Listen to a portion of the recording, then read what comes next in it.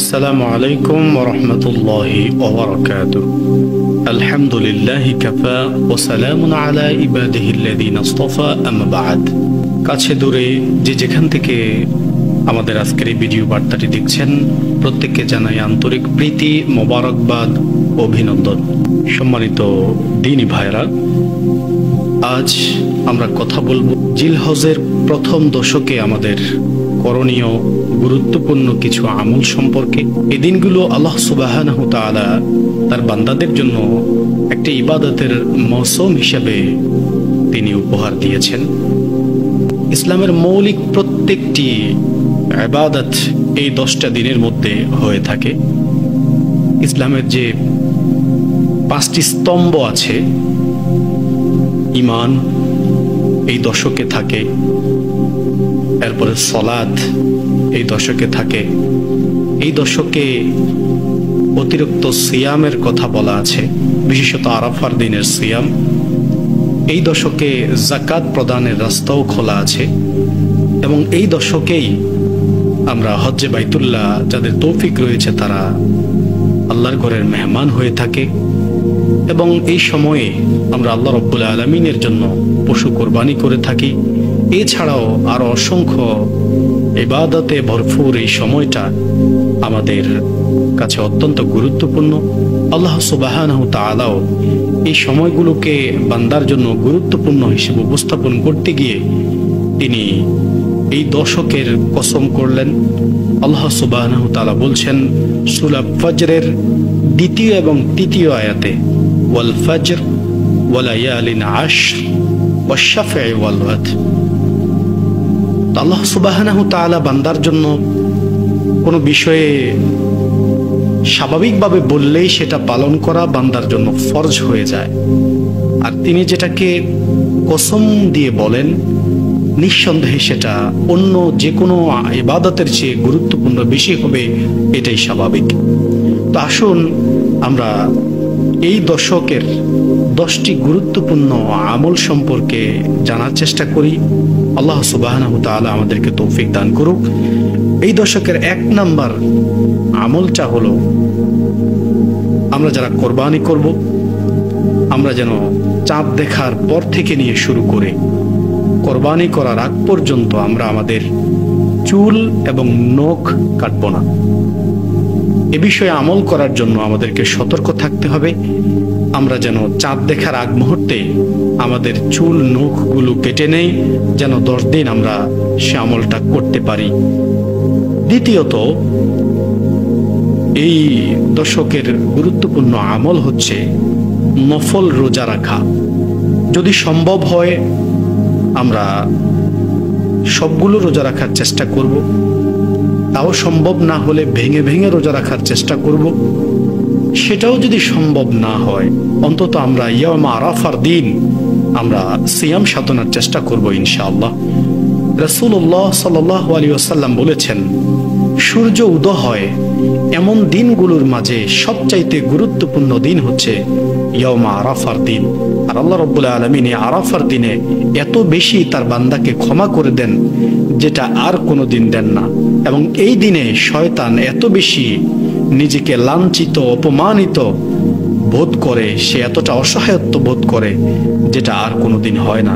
আমরা এই আরাফার দিনে সিয়াম সাধনার চেষ্টা করব এবং আরাফার ময়দানে হাজী সাহেবরা যখন লাব্বাইক আল্লাহুম্মা লাব্বাইক বলবে, আমরা যদিও যেতে পারিনি, এই বাংলাদেশ থেকেও যদি সে আবেগ সে অনুভূতি নিয়ে আমরা সিয়াম পালন করি এবং সেই আবেগ যদি আমার অন্তরে থাকে, আল্লাহ সুবহানাহু ওয়া তাআলা অনেক বড় দাতা, তিনার ভান্ডার অপুরন্ত। তিনি চাইলে আমাদেরকেও আরাফার ময়দানে উপস্থিত থাকলে যেমন সওয়াব, রব্বুল আলামিন চাইলে আমাদেরকে ওই পরিমাণ সওয়াব দান করে দিতে পারেন।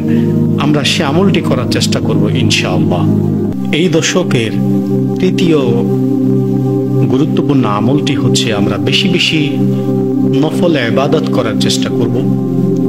অতিরিক্ত সালাত আদায় করা, অতিরিক্ত দান সদাকা করা, প্রত্যেকটা বিষয়ে নির্দিষ্ট ইবাদতের বাইরেও এই গুরুত্বপূর্ণ এই সময়ে রব্বুল আলামিনের কাছাকাছি যাওয়ার জন্য আমাদেরকে অতিরিক্ত নফল ইবাদত করার চেষ্টা করা আল্লাহ রাব্বুল আলামিন আমাদেরকে তৌফিক দান করুক।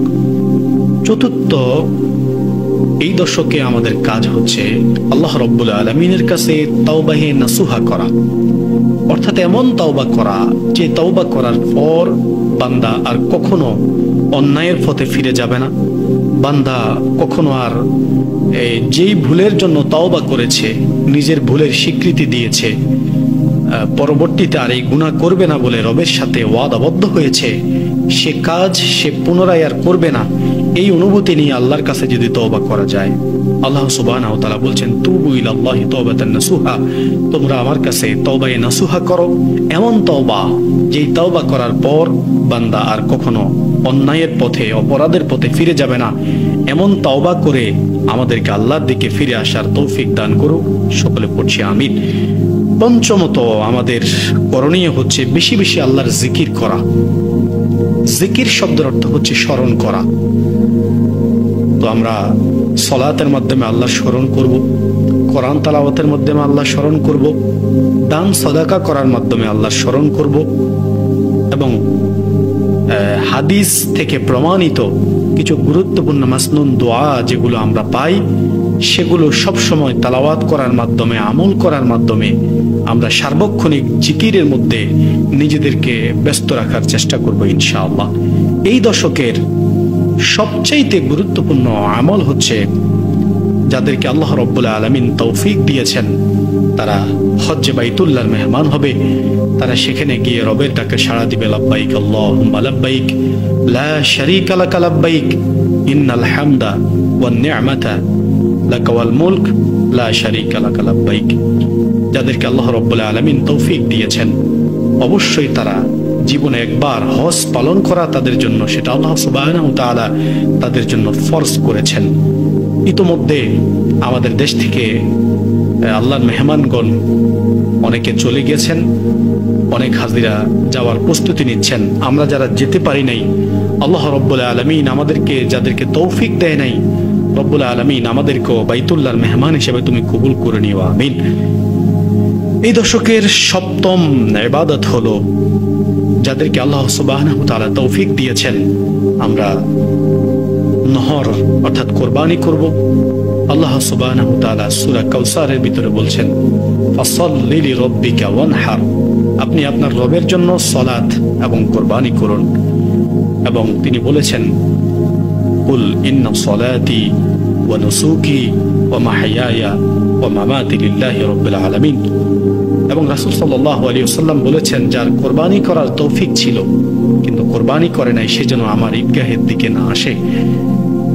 তো আমাদেরকে আল্লাহ রাব্বুল আলামিন যাদেরকে তৌফিক দিয়েছেন, আমরা শুধুমাত্র আল্লাহর সন্তুষ্টির জন্য ইব্রাহিম আলাইহিস সালাতু ওয়াস সালামের এবং ইসমাঈল আলাইহিস সালাতু ওয়াস সালামের সে আবেগ, সে অনুভূতি নিয়ে আমরা যেন পশু কোরবানি করতে পারি।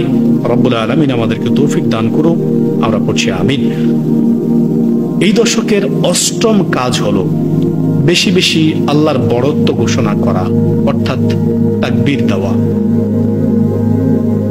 সাহাবায়ে কেরাম রিদওয়ানুল্লাহ আলাইহিম আজমাইন এই দশকে অনেকে বাজারে চলে যেতেন যেন বেশি মানুষের সাথে তাকবীর দেওয়া যায়। আমরা এই জন্য বিশেষ করে 9 তারিখ থেকে 13 তারিখ পর্যন্ত প্রত্যেক ফরজ সালাতের পর আমাদের জন্য এই তাকবীর দেওয়া আমাদের জন্য ওয়াজিব। আল্লাহু আকবার, আল্লাহু আকবার, লা ইলাহা ইল্লাল্লাহু, আল্লাহু আকবার, আল্লাহু আকবার, ওয়ালিল্লাহিল হামদ। আমরা সব জায়গায় ওযু অবস্থায়, ওযু ছাড়া, বসা অবস্থায়, শোয়া অবস্থায়, কাজে থাকা অবস্থায়, অবসর অবস্থায়, প্রত্যেক জায়গাতে আল্লাহর বড়ত্ব আমরা ঘোষণা করার চেষ্টা করব ইনশাআল্লাহ। এই দশকের আমাদের নবম কাজ হচ্ছে সকল প্রকার বেহায়াপনা, গুনাহের কাজ থেকে বেঁচে থাকা। এই বেঁচে থাকার জন্য আমার সদিচ্ছা এবং আল্লাহর তৌফিক দুটোই আমাদেরকে আল্লাহর কাছে চাইতে হবে। সর্বশেষ এই দশকের গুরুত্বপূর্ণ ইবাদত হচ্ছে আল্লাহর পথে সদাকা করা। এই সময়টাতে আমরা সদাকা করব। এই সদাকা আর্থিক সদাকা, এই সদাকা আপনার কোরবানিকৃত পশুর যে গোশত সেটা মিসকিনদের মধ্যে বিতরণ করে দেওয়া। কোরবানি নিঃসন্দেহে আমরা গোশত খাওয়ার জন্য দেইনি, গোশত খাওয়ার জন্য দেব না। এটা আমরা আমাদের নিকটাত্মীয়, মিসকিন এবং আমাদের পাড়া প্রতিবেশী প্রত্যেকটা মানুষের মাঝে আমরা এই আনন্দ বিলিয়ে দিতে চাই। এমন বহু মানুষ পাওয়া যাবে গত কোরবানির ঈদের সময় হয়তো তার গরুর গোশত খাওয়ার সুযোগ হয়েছে, একটা বছর পার হয়ে যায়, তার জন্য সে সুযোগটা হয়ে ওঠে না। আল্লাহ রাব্বুল আলামিন বান্দার জন্য এমন একটা সুযোগ করে দিলেন, প্রতিটা ঘরে ঘরে, প্রতিটা বাড়িতে বাড়িতে আল্লাহ রাব্বুল আলামিন সেই সুযোগ তৈরি করে দেন। ইসলামের প্রতিটা বিধানের সাথে সামাজিকতা জড়িত। আমরা যদি একটু খেয়াল করি যে আমাদের কয়েকদিন আগে ঈদ উল ফিতর গেল, এটা একটা আনন্দের দিন, কিন্তু খেয়াল করে দেখুন এই আনন্দের সাথে সামাজিকতা জড়িত। আমরা সেখানে যাকাত দিয়েছি এই রমাদানে, ঈদের আগ মুহূর্তে। সে সময় এই যাকাত দেওয়ার কারণে গরিব দুঃখী সকলের মধ্যে সমতা এসেছে। আমরা ফিতরা দিয়েছি, গরিবদের কাছ থেকে এই সম্পদ, ধনীদের কাছ থেকে এই সম্পদ গরিবদের কাছে গিয়েছে, তাদের আনন্দ বেড়ে গেছে, তারা ঈদের জন্য জামা কাপড় কিনতে পেরেছে, পরিবারের জন্য একটু ভালো খাবারের ব্যবস্থা করতে পেরেছে। ঠিক তেমনি ভাবে আবার ঈদুল আজহা যখন আসলো, সে সময়ও আমরা পশু কোরবানি করেছি আমাদের নিজের অর্থ দিয়ে, নিজের সক্ষমতা দিয়ে, নিজের জন্য নয়, বরঞ্চ ইব্রাহিম আলাইহিস সালাতু ওয়াস সালামের মতো আবেগ নিয়ে, এবং সেই গোশতগুলো আমরা নিজেরাও খাই, নিজেদের রক্ত সম্পর্কীয় লোকদেরকে খাওয়াই, এবং আমি যে এলাকায় বসবাস করি ওই এলাকার গরিব দুঃখী মানুষদের মাঝে আমরা সেগুলো বিতরণ করে দেই। এর মাধ্যমে আল্লাহ রাব্বুল আলামিন আমাদের মধ্যে ভালোবাসা, ভ্রাতৃত্ব আরো বহুগুণে বাড়িয়ে দেন। এই দশকের আজকে যে গুরুত্বপূর্ণ আমলগুলোর কথা বললাম, আল্লাহ সুবহানাহু ওয়া তাআলা আমি সহ আমাদের প্রত্যেককে এই আমলগুলো যথাযথ পালন করার তৌফিক দান করুক। ওয়া মা আলাইনা ইল্লাল বালাগ। আসসালামু আলাইকুম ওয়া রাহমাতুল্লাহি ওয়া বারাকাতুহু।